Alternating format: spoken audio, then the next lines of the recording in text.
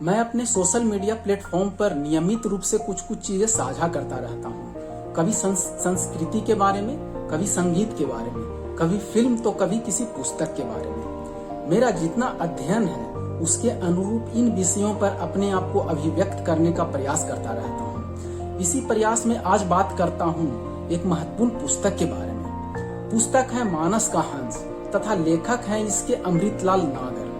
कई इस पुस्तक के बारे में जानते होंगे और कई अनजान होंगे। मुझे भी इसके बारे में पता एक दोस्त के जरिए चला। लेखक ने इस पुस्तक में गोस्वामी तुलसीदास जी की जीवनी को रोचक ढंग से लिखा है, इसलिए हिंदी साहित्य में इस पुस्तक का महत्वपूर्ण स्थान है। मानस का हंस इस बात पर पर्याप्त रोशनी देता है कि किन कठिनाइयों में गोस्वामी तुलसीदास जी ने रामचरितमानस की रचना की तथा इसकी खातिर उन्हें कितने बड़े बड़े त्याग करने पड़े। रामचरितमानस की रचना के क्रम में तथा रचना के उपरांत उन्हें अपने ही ब्राह्मण समुदाय से कितना रोष झेलना पड़ा, इस पहलू पर भी नागर जी ने पर्याप्त प्रकाश डाला है। मानस का हंस में बतलाया गया है कि गोस्वामी तुलसीदास ने अपनी सात्विकता तथा राम के प्रति अपार भक्ति के बल पर काशी के वर्चस्ववादी ब्राह्मणों का मुंहतोड़ सामना किया तथा अपने ग्रंथ को लोक चेतना के उन्नयन का सर्वाधिक मानक ग्रंथ स्थापित करने में सफलता पाई। प्रमाण के तौर पर अनाचार से त्रस्त कोई व्यक्ति आज भी रामचरितमानस की एक चौपाई प्रस्तुत कर देता है तथा आत्मबल पाता है। हजारों साल के इतिहास में भारत की गरिमा और भारतीयों की चेतना को मजबूत करने में जिन 5 लोगों का नाम लिया जा सकता है उनमें एक नाम तुलसी के लाल तुलसी का भी है। हो भी क्यों नहीं, जिस दौर में भारत विदेशी आक्रांताओं से तबाह था उस दौर में रामचरितमानस जैसा ग्रंथ लिखकर भारतीयों में संबल का संचार करने वाली देवात्मा का जीवन चरित्र पढ़ना किसे अच्छा नहीं लगेगा।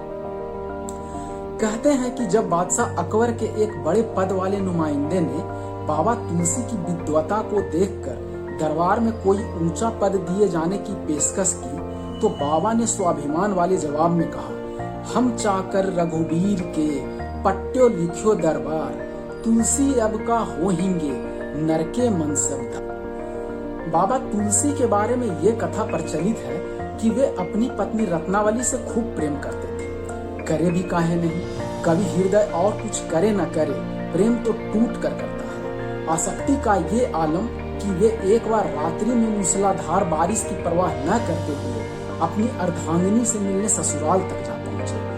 पर भारतीय समाज में जो चलन है, लोक लाज के भय से पत्नी ने उनसे मिलने से मना कर दिया और तबीयत से फटकारा भी। इस फटकार ने तुलसीदास को हार्दिक पीड़ा दी और उस पीड़ा ने आगे चल के उनके महाकवि बनने का रास्ता प्रशस्त किया। इस कथा में कितनी सच्चाई है यह तो इतिहास ही बता सकता है, पर पत्नी की फटकार से आसक्ति को विरक्ति में बदलकर धर्म अध्यात्म को रामचरितमानस जैसी अनुपम कीर्ति देने का उदाहरण केवल भारत जैसी भावुक भूमि पर ही मिल सकता है। अन्य देशों में तो इस बात का उदाहरण ज्यादा मिलता है कि पत्नी की फटकार खाने वाला पति सीधे अदालत रुख करेगा और डाइवर्स की अर्जी दे आएगा। गोस्वामी तुलसीदास ने जो ग्रंथ लिखे उसके बीच भारतीय लोकमानस में खूब गहरे समाये हुए हैं।